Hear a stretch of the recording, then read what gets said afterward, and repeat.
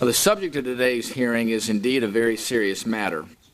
Since the dawn of the 21st century, the United States has faced an ever-shifting, complex international environment, and ideally we would have an agile national security structure able to respond to the challenges as needed, but we do not.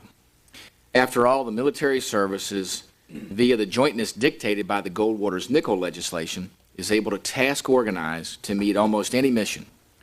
But the greater bureaucracy of the executive and legislative branches of the federal government have rigid, unyielding structures and processes that sometimes struggle to organize coherent, effective responses to national and international crises. And this weakness has been widely recognized and studied, particularly after the intelligence failures of September 11, 2001.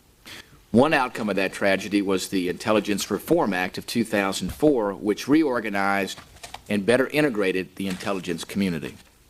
Otherwise, the executive branch and congressional committee structures were left intact.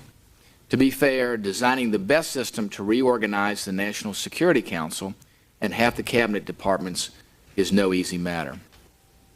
The project on national security reform has reviewed the interagency coordination problem in a thoughtful, logical manner that makes a series of recommendations for the organization of both the national security apparatus and the Congress.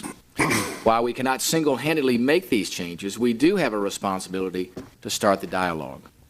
Our witnesses were not part of the project on national security reform effort and are well placed to provide an impartial view of this study. Gentlemen, we appreciate you being here today to do that for us. Now, I'm grateful to have you here as distinguished witnesses before us to comment on the project's work and look forward to your testimony and shining some light on the applicability of that project. So we appreciate that. And with that, Mr. Chairman, I yield back.